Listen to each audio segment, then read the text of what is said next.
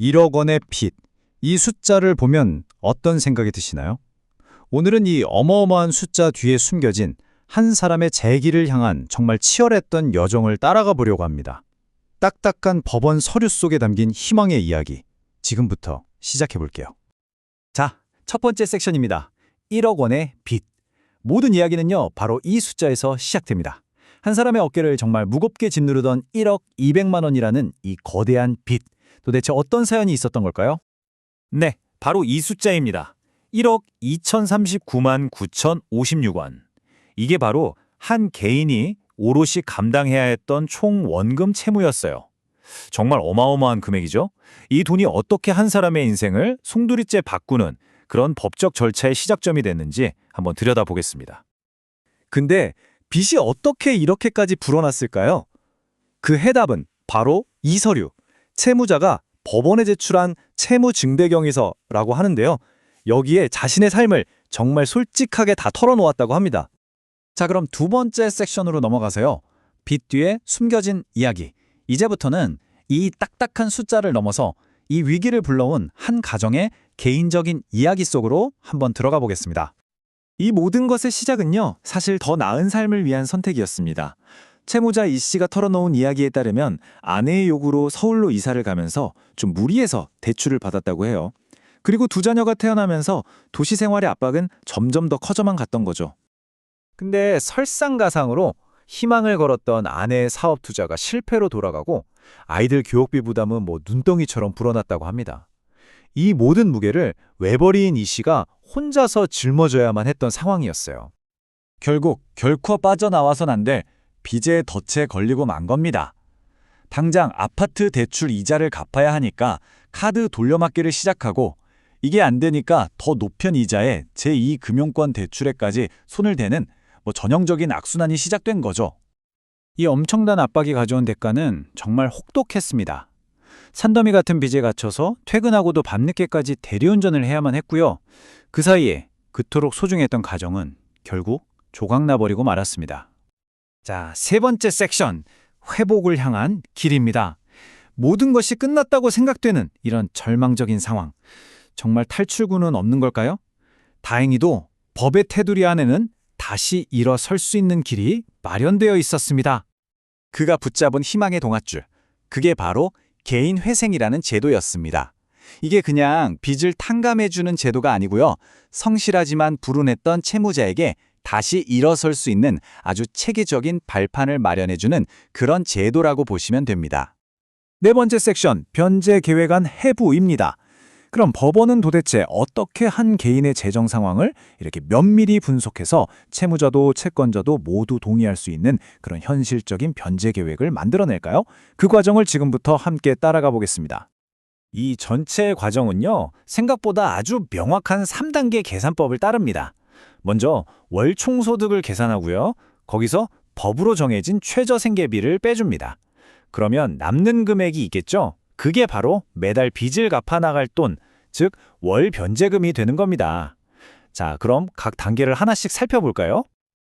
자, 첫 번째 단계, 바로 소득 산정입니다. 법원은 이분이 호텔에서 꾸준히 근무하면서 매달 402만 4,919원을 번다는 사실을 확인했습니다. 바로 이 금액이 전체 변제 계획의 출발점이 되는 거죠. 다음으로 정말 중요한 단계인데요. 법은 빚을 갚는 와중에도 최소한의 인간다운 삶을 보장해줘야 한다고 보고 있습니다. 그래서 이 씨가 두 자녀를 부양할 수 있도록 4인 가족 기준 최저생계비 333만 5천 원을 소득에서 먼저 빼주는 겁니다. 이건 절대 건드릴 수 없는 돈인 거죠. 자, 이제 계산이 끝났습니다. 아주 간단해요. 월 소득 약 402만 원에서 방금 봤던 최저생계비 333만 원을 빼면요. 매달 빚을 갚는 데 사용할 수 있는 금액, 즉 월 변제금으로 68만 9,919원이 나오는 겁니다.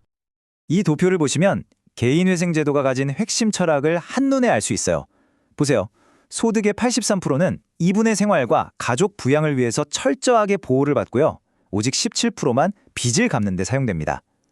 이게 왜 중요하냐면 무조건 빚부터 갚으라고 독촉하는 게 아니라 이 사람이 다시 일어서는 걸 돕는 게 이 제도의 진짜 목표이기 때문이에요.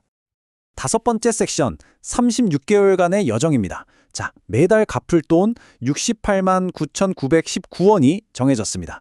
그렇다면 앞으로 3년, 그러니까 36개월 동안 이 계획을 꾸준히 이행했을 때 과연 어떤 결과가 기다리고 있을까요? 이제부터 36개월, 3년간의 긴 여정이 시작되는 겁니다.